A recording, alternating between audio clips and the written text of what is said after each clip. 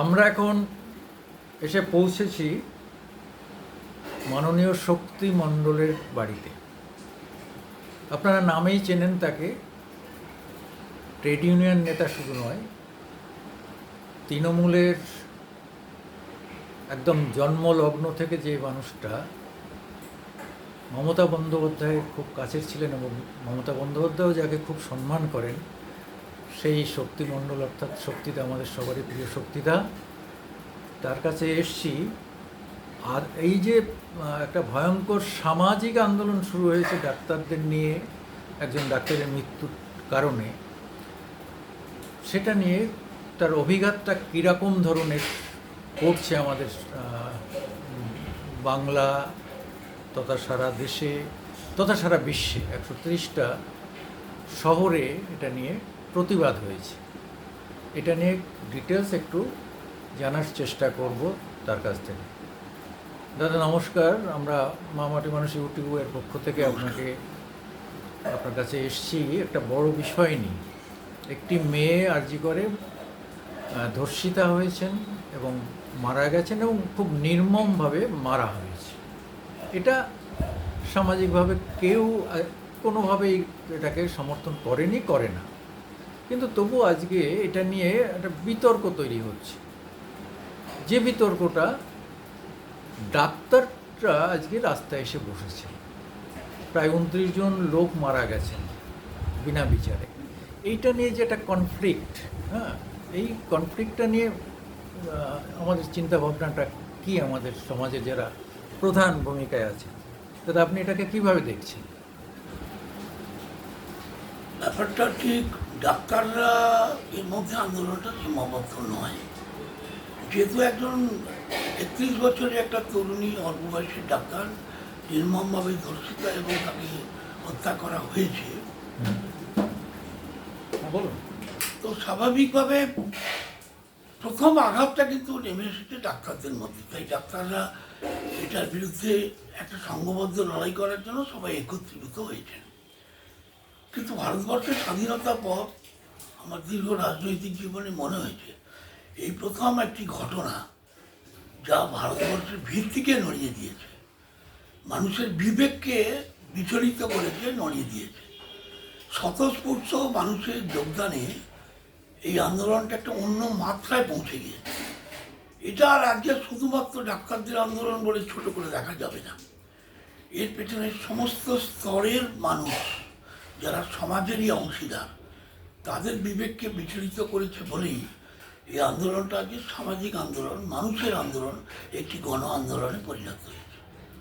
এই যে আপনি নিজেই স্বীকার করলেন যে আপনার প্রায় দীর্ঘ 8 দশকের মানুষ, আপনি এরকম আন্দোলন দেখেননি। আপনি তো সব আন্দোলনের সঙ্গে যুক্ত, কিন্তু এই আন্দোলনটাকে আপনাকে আলাদা মনে হচ্ছে কেন?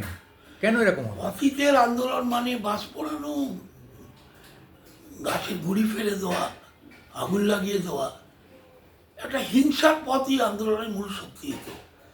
কিন্তু এবার আন্দোলনটা আমার কাছে নতুন হচ্ছে এই কারণে যে এই আন্দোলনে কোথাও এমন কোনো ঘটনা নেই যে ঘটনায় যারা অংশীদার আন্দোলনের মধ্যে আছে তারা কোথাও অগণতান্ত্রিক কোনো পথকে অবলম্বন করে অশান্তির পথ ধরে কোনো মানুষের শান্তি বিপন্ন করবে।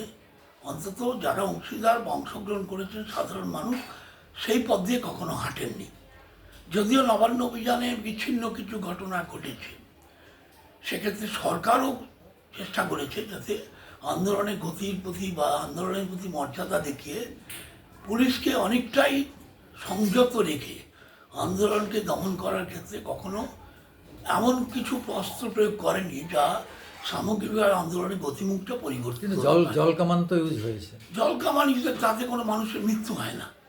পুলিশ মার খেয়ে না, মারা যায়নি, কিন্তু বন্দুক নিয়ে গুলি করেননি। কিছু কিছু রাজনৈতিক দল নিজেদের স্বার্থের জন্য আন্দোলনকে বিপদগামী করার জন্য ভিতরে ঢুকিয়ে ছদ্মবেশে চেষ্টা করেছে, তাদের ধরপাকড় হয়েছে এবং তাদের আইন, তাদের ব্যবস্থা নেওয়ার জন্য ইতিমধ্যে গ্রেপ্তারও করেছে।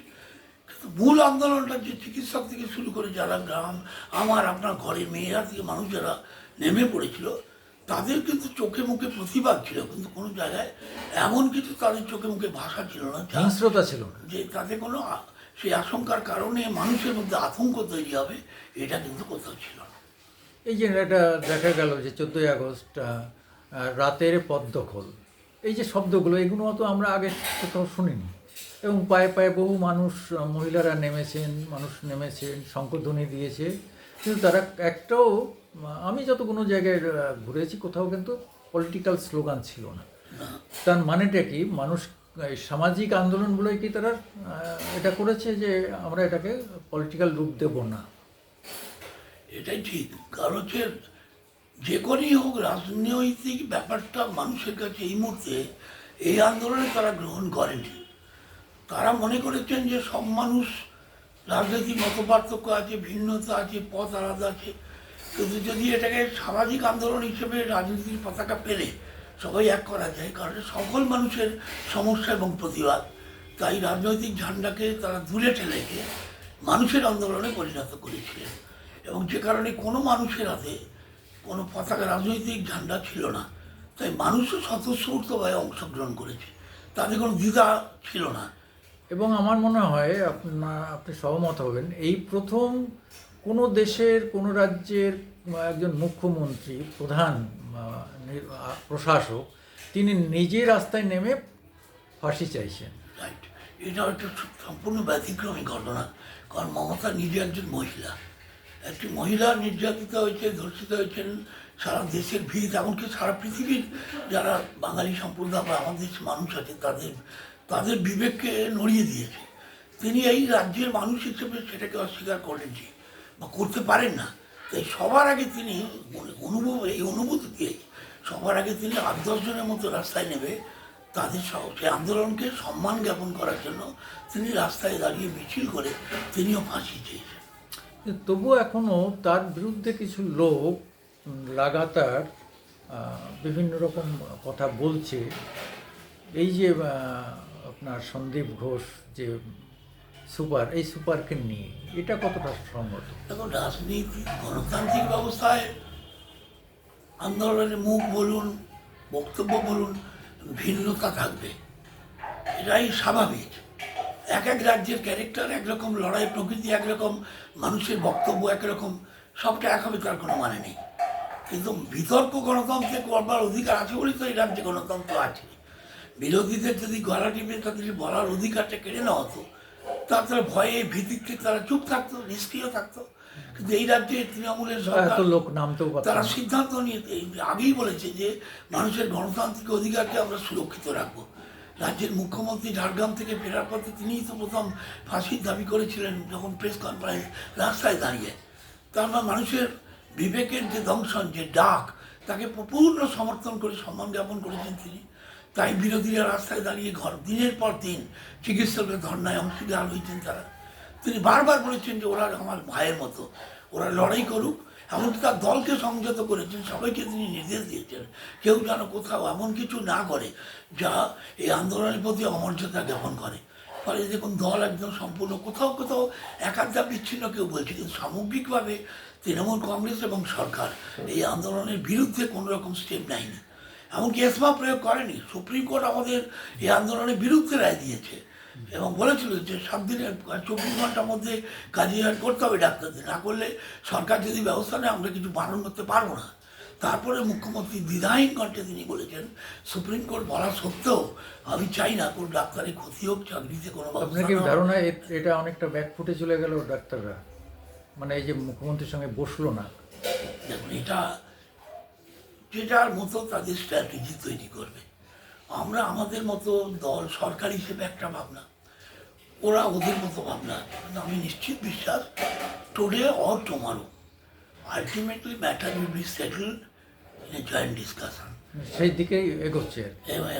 কোনো জায়গায় দুটো বিবাদমান মেরু একটা লড়াইয়ের ময়দানে যদি এক জায়গায় চলে যায়, তার যে মানুষও নিয়ে লড়াই করছে তাদের মধ্যে মূল্যায়ন হতে পারে। মূল্যায়ন করে হয়তো ওরা ওদের মতো ভাবছে এটাকে, আবার সরকার ভাবছে আমার সরকারের কোনো অবস্থায় ক্রেডিটিভিটি নষ্ট যাতে না হয়, ওদের সঙ্গে আলোচনার মাধ্যমে মীমাংসা করলে তাতে আমাদেরও মঙ্গল, দলেরও মঙ্গল, বাংলার মানুষের মঙ্গল, এবং আমরা যে বলি শান্তিপূর্ণ বাংলা, সেই ঐতিহ্য বজায় রাখতে আমরা সক্ষম। আমার শেষ প্রশ্ন, আপনি অত্যন্ত দীর্ঘদিনের লড়াকু মানুষ, আপনি এখানকার মাটি চেনেন, মানুষ চেনেন, সংগঠন ভালো, সুসংগঠক। আপনার কি মনে হয় এটা দিয়ে 2026-এ আমাদের প্রধান শাসক দল তৃণমূলের কোনো অসুবিধা হতে পারে? দেখুন, আমি এখনও দ্বিধাহীন কণ্ঠে বলতে পারি, আমি আন্দোলন একটা, নির্বাচন একটা। আন্দোলন চলাকালীন কোনো পঞ্চায়েতে উপনির্বাচন যেগুলো হচ্ছে তৃণমূল জিতছে, 6টা বিধানসভা নির্বাচন হবে, সব কটা আমরা জিতবো। মানুষ যখন ভোট দেওয়ার আগে দেখবে যে সরকার কাকে দেবে, সিপিএম ছিন্ন বিচ্ছিন্ন, জিরো জিরো হয়ে গেছে। বিজেপি এই রাজ্যে সবাই বিরুদ্ধে, বিজেপির প্রশ্নে সব বিরোধী দলই এক জায়গায়, ফলে মানুষ তাদের ভোট দেবে না কোথাও, কারণ চিহ্নিত হয়ে গেছে সাম্প্রদায়িক দল হিসাবে। সুতরাং তৃণমূলকে মোকাবিলা করার জন্য বিরোধীদের গ্রহণযোগ্যতা মানুষের কাছে এখনও তৈরি হয়নি।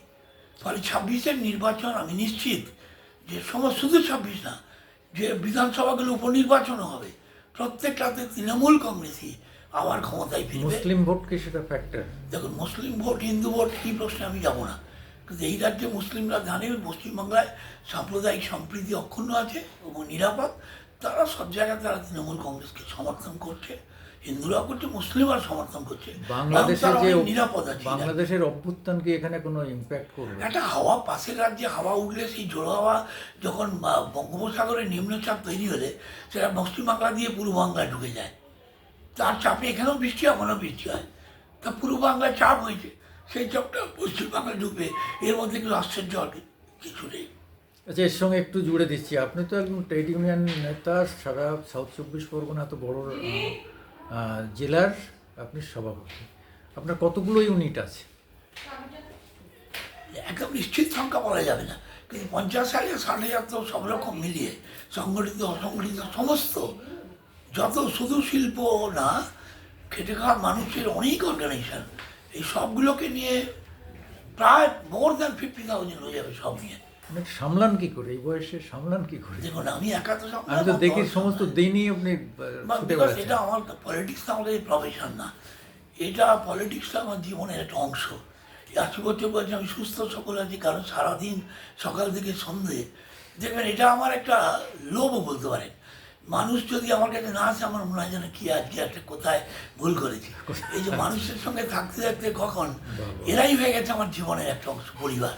ফলে আমার নিজের পরিবারের কথা আমার কাছে গৌণ, কিন্তু এই অসংখ্য মানুষ যাদের নিয়ে জীবনে 60 বছর কাটালাম আমার জীবনে, এরা আমার পরিবারের অংশীদার। কোনো কাজ না থাকলে গাড়ি নিয়ে বেরিয়ে পড়ি, এক কাপ চা খাই, রিক্সাওয়ালা, ভ্যানওয়ালা, এদের ভালোবাসা আমার শক্তি।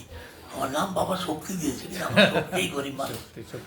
এদের ভালোবাসাই আমার জীবনের শক্তি, শক্তি এবং মণ্ডল। আর যতক্ষণ জীবনী শক্তি আছে ততক্ষণ আমি দীর্ঘায়ু।